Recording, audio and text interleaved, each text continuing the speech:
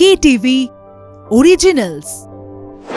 দেখছেন কলকাতা টিভি, আমি অভিক রয়েছি সঙ্গে এই মুহূর্তে এবং কলকাতা টিভি ডিজিটালে শুরু করছি জুয়েলার বুলেটিন। বাড়ির সামনের রাস্তায় পতাকা টাঙাতে বাধা, তৃণমূলের বুথ সভাপতিকে মারধরের অভিযোগ বিজেপির বিরুদ্ধে। এই ঘটনায় কমিশনের দ্বারস্থ হয়েছে তৃণমূল। শুক্রবার সন্ধ্যায় ঘটনাটি ঘটেছে বাঁকুড়ার কতুলপুরের লাউগ্রাম এলাকায়। অভিযোগ, জোর করে বাড়ির সামনে পতাকা লাগাচ্ছিল বিজেপি। বাধা দিতে গেলে তৃণমূলের বুথ সভাপতি নিতাই চন্দ্র রানাকে মারধর করা হয়। এই ঘটনায় তৃণমূল, নির্বাচন কমিশন ও পুলিশ প্রশাসনের দ্বারস্থ হলে প্রশাসন ওই পতাকা খুলে নিয়ে যায়। মারধরের অভিযোগ অস্বীকার করেছে বিজেপি। তাদের দাবি, গ্রামে অস্থিরতা তৈরি করায় ওই তৃণমূল নেতাকে মারধর করেছে এলাকার মানুষজন। স্থানীয় সূত্রে জানা গিয়েছে, গতকাল বাঁকুড়ার লাউগ্রাম অঞ্চলে বিজেপির পতাকা টাঙাচ্ছিলেন স্থানীয় বেশ কিছু বিজেপি কর্মী। ওই বিজেপি কর্মীরা লাউগ্রামে তৃণমূলের বুথ সভাপতি নিতাই চন্দ্রর বাড়ির সামনের রাস্তায় পতাকা টাঙাতে গেলে ঘটনার সূত্রপাত। পতাকা টাঙালে বাড়ির রাস্তা অবরুদ্ধ হবে এই দাবি করে বিজেপি কর্মীদের পতাকা টাঙাতে বাধা দেন নিতাই। এরপরেই দুপক্ষের মধ্যে বচসা শুরু হয়। উত্তেজনা এতটাই বেড়ে যায় যে দুপক্ষের মধ্যে হাতাহাতি শুরু হয়ে যায়। সেই সময়ের একটি ভিডিও ভাইরাল হয়েছে সোশ্যাল মিডিয়ায়, যদিও সেই ভিডিওর সত্যতা যাচাই করেনি কলকাতা টিভি ডিজিটাল। লোকসভা ভোট মিটলে পশ্চিমবাংলায় তৃণমূল দলটাই উঠে যাবে বলে মন্তব্য করলেন দিলীপ ঘোষ। শনিবার বর্ধমানের লাকুড্ডি জলকল মাঠে প্রাতঃভ্রমণ সেরে দীঘায় ধৃত দুই জঙ্গি নিয়ে সরব হন তিনি। দিলীপ বলে, ধৃত জঙ্গিরা জানতো এই রাজ্যে তাদের গায়ে কেউ হাত দেবে না। শেখ শাহজাহান 2 মাস ধরে ঘুরছিল। পুলিশ জানতো না কোথায় আছে। মমতা বন্দ্যোপাধ্যায় কি জানতেন না শাহজাহান কোথায় আছে? যত টেররিস্ট লোক এই রাজ্যে ঘুরে বেড়ায়। জলপাইগুড়িতে প্রাকৃতিক বিপর্যয়ের কথা উল্লেখ করে বিজেপি নেতা দিলীপ ঘোষ বলেন, লোকসভা ভোটের শেষে এমন বিপর্যয় যে তৃণমূল দলটাই উঠে যাবে। এদিন দিলীপ ঘোষকে কাছে পেয়ে একজন সাধারণ নাগরিককে তৃণমূল কংগ্রেসের বিরুদ্ধে নালিশ করতেও শোনা গেছে। আলিপুরদুয়ারে চা বলয়ের ভোট ব্যাংক বড় ফ্যাক্টর। ভোটের মুখে চা বাগানে জোর প্রচার করছেন তৃণমূল, বিজেপি, বাম সমস্ত দলের প্রার্থীরাই। শনিবার সকাল থেকেই চা বাগানে ভোট প্রচার করেন আলিপুরদুয়ার লোকসভা আসনের বিজেপি প্রার্থী মনোজ টিগ্গা। এদিন আলিপুরদুয়ার লোকসভার বিভিন্ন চা বাগানে গেট মিটিং এর মাধ্যমে প্রচার সারলেন তিনি। আলিপুরদুয়ার লোকসভার গ্রাসমোট চা বাগানে বিটিডব্লিউ পক্ষ থেকে গেট মিটিং করা হয়।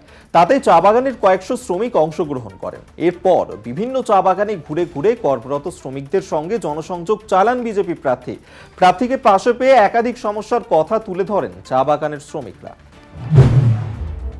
রাস্তা নেই, ভোট নেই, এমনই পোস্টার হাতে গ্রামের মহিলারা বিক্ষোভ দেখালেন। শনিবার সকালে বাড়ির কাজকর্ম বন্ধ রেখে রাস্তার দাবিতে সরব হন হুগলির পুরসুরার হরিহর গ্রামের মহিলারা। তাদের অভিযোগ, বাম জামানার অবসানের পর তৃণমূলের 13 বছরের রাজত্ব চলছে। এখন বিজেপি বিধায়কও চুপ। কোনো দলই গ্রামের রাস্তা করে দেয়নি। প্রত্যেকবার ভোট হওয়ার আগে মাপজোপ করা হয়, প্রতিশ্রুতি দেওয়া হয়, কিন্তু ওই পর্যন্তই। ভোট মিটে গেলে আর কারো দেখা মেলে না। মহিলাদের বক্তব্য, সেই ছোটবেলা থেকে একই অবস্থা দেখে আসছেন। রাস্তাটির এমনই অবস্থা যে অল্প জলেই কাদা ভর্তি হয়ে যায়। তাই এবারে মহিলারা একযোগে রাস্তার দাবিতে পথে নেমেছেন। তাদের হুঁশিয়ারি, রাস্তা না হলে তারা ভোট দিতে যাবেন না।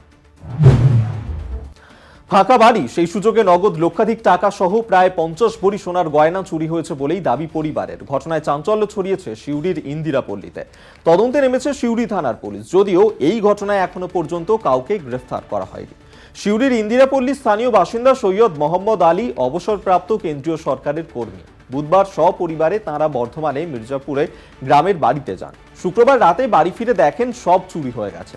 ঘটনার তদন্ত শুরু করেছে পুলিশ। 114 বছরটা ঠিক কত বছর তা ঠাউর করতে পারেন না বৃদ্ধা, তবে 100 যে পেরিয়েছে সেটা ঠিক বুঝেছে। হাজারি সর্দার বাসন্তী ব্লকের ঝড়খালি গ্রাম পঞ্চায়েতের 4 নম্বর বিধানপল্লীর বাসিন্দা। প্রশাসন সূত্রে খবর, তিনি জয়নগর লোকসভা কেন্দ্রের সবচেয়ে প্রবীণ ভোটার। সেই কারণেই ইতিমধ্যেই বাসন্তী ব্লক প্রশাসনের তরফে তাঁকে সম্বর্ধনা জানানো হয়েছে। ফুল, মিষ্টি ও কিছু নিত্য প্রয়োজনীয় সামগ্রী বাসন্তীর বিডিও সঞ্জীব সরকার নিজের হাতে তুলে দিয়েছেন হাজারি সর্দারের হাতে। 3 মেয়ে ও 1 ছেলে হাজারি। সকলের বিয়ে হয়ে গেছে, তাদের নাতিপুতি রয়েছে। বর্তমানে মেজ মেয়ে সুরধ্বনি মণ্ডলের বাড়িতেই থাকেন হাজারি। বাকি 2 মেয়ের বিয়ে হয়েছে অন্য জেলায়। একমাত্র ছেলে থাকেন রায়নগরে। বাড়ির মধ্যে সামান্য হাঁটাচলা করলেও বয়সের ভারে দৃষ্টিশক্তি, শ্রবণ শক্তি সবই ক্ষীণ হয়েছে হাজারির। 2019-এর লোকসভা ভোটের সময় থেকে আর বুথে গিয়ে ভোট দেননি তিনি। প্রশাসনের উদ্যোগে বাড়িতে এসেই তার ভোট নিয়ে গিয়েছেন ভোট কর্মীরা।